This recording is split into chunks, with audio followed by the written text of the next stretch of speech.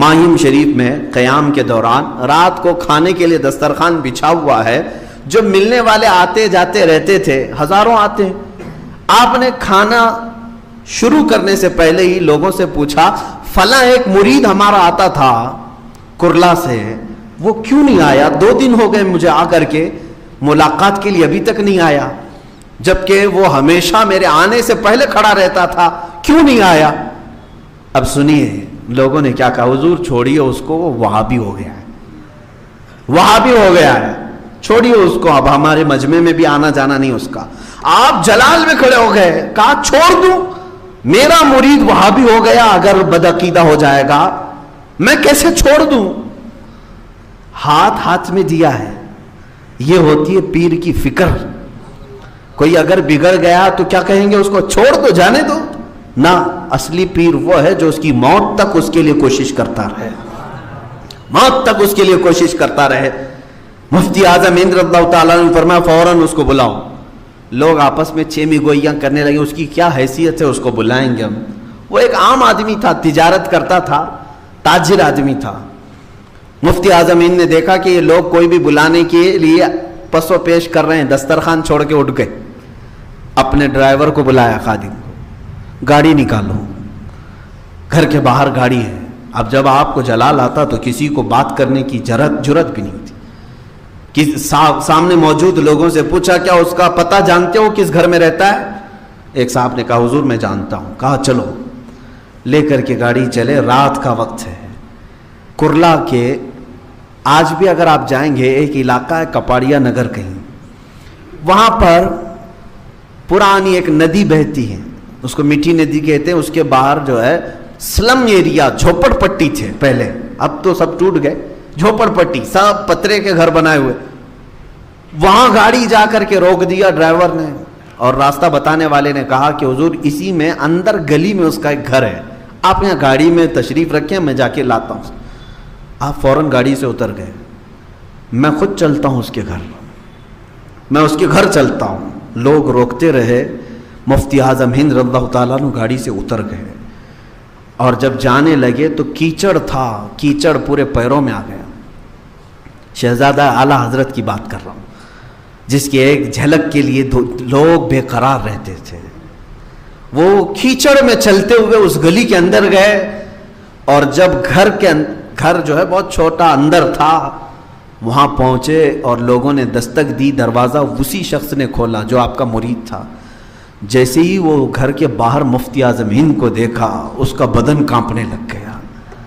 کہا کہ حضور میرے گھر تک کیسے تشریف لائے؟ تو مفتی اعظم ہند رضی اللہ تعالیٰ عنہ نے صرف اتنا فرمایا، سنا ہے کہ تو ہم سے روٹھا ہوا ہے، میں تجھے منانے آیا ہوں. اللہ اکبر. جب کوئی یہ کہے، میرے عزیزو، یہ عادتیں ہیں مصطفیٰ کریم صلی اللہ علیہ وسلم کی. اگر کوئی فجر کی نماز میں نہیں آتا تو میرے آقا اس کے گھر تک چلے جاتے تھے، معلوم تو کر کے آؤں اس بندے کے ساتھ کیا ہوا ہے. صحابہ کو لے کر کے چلے جاتے، کہیں بیمار تو نہیں، آج مسجد کیوں نہیں آیا؟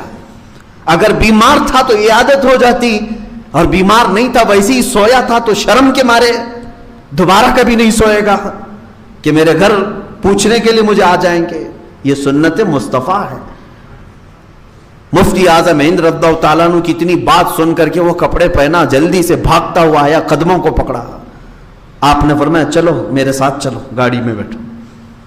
لے کر کے آئے. دسترخوان ویسے ہی بچھا ہوا تھا. ماہم شریف آنے کے بعد بیٹھ کر کے آپ نے سب سے پہلے سختی سے پوچھا، بتا کیا وجہ ہے کہ تو غلط عقیدے کی طرف چلا گیا، بد عقیدہ ہونے کی کوشش کیا، یا تیرا میل جول فلاں فلاں فلاں کے ساتھ ہو گیا، میں تیرے بارے میں کیا سن رہا ہوں؟ تو اس نے ڈرتے ہوئے کہا کہ حضور بات صرف اتنی ہے، تجارت کرتا ہوں تو تجارت میں لین دین میں سب کے ساتھ معاملات ہوتے رہتے ہیں، بس اس سے زیادہ میرا دلی لگاؤ کسی سے نہیں. میں آج بھی اہل سنت و جماعت پر، بس تجارت کے معاملات میں لین دین میں معاملات ہوتے ہیں حضور. لیکن یہ سارے لوگ، یہ جتنے مرید ہیں، انہوں نے سب مجھے دھکا دے کر کے الگ کر دیا. صرف میری اتنی بات کو لے کر کے انہوں نے مجھے کہا کہ تو بدعقیدہ ہو گیا ہے، تو وہابی ہو گیا ہے، تجھے اہل سنت و جماعت سے نکار دیا گیا ہے، یہ سب باتیں انہوں نے کہہ کر کے مجھے نکال دیا، واپس مجھے آنے کی ہمت نہیں ہوئی، اسی لیے سرکار آپ کی بارگاہ میں نہیں آ سکا۔ مفتی اعظم ہند رضی اللہ تعالیٰ عنہ نے پھر سارے مجمع کو سمجھایا، کہا کہ رسول کریم صلی اللہ تعالیٰ علیہ وسلم کی ایک عادت کہ ایک بار ایک یہودی کا جنازہ جا رہا تھا، حضور صلی اللہ تعالیٰ علیہ وسلم بیٹھے ہوئے تھے، کھڑے ہو گئے، کس کا جنازہ جا رہا ہے؟ یہودی کا، کھڑے ہو گئے، اور حضور اکرم صلی اللہ علیہ وسلم کی آنکھوں میں غم کے آثار نظر آئے، آنسوں کی تھے۔ صحابہ نے کہا یا رسول اللہ صلی اللہ علیہ وسلم وہ یہودی ہے، کافر ہے، اس کا جنازہ جا رہا ہے۔ آپ نے فرمایا میں اس کو جانتا ہوں، پہچانتا ہوں، مجھے غم اس بات کا ہے کاش اس کی زندگی میں اس تک ایک بار بھی پہنچا ہوتا اور اس کو دعوت دین دیا ہوتا، شاید وہ میرے دین کو قبول کر لیتا اور آج جنت کی طرف جا رہا ہوتا۔ میں اس کی زندگی میں اس تک نہیں پہنچ سکا، مجھے اس بات کا افسوس ہے۔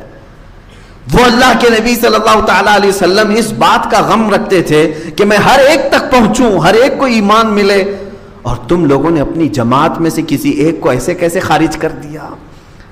وہ بھی مفتی اعظم ہند کے ہاتھ پر ہاتھ دیا ہوا شخص، اس کو نکال کر باہر کر دیا کہ سنی نہیں ہے۔ مفتی اعظم ہند رضی اللہ تعالیٰ عنہ نے سب کو تنبیہ کی اور کہا کہ ان معاملات میں جب بھی ایسی کوئی بات آئے علماء اور مفتیان اعظام کے سامنے رکھیں، خود سے کسی کو فتوے دے کر نہ نکالیں۔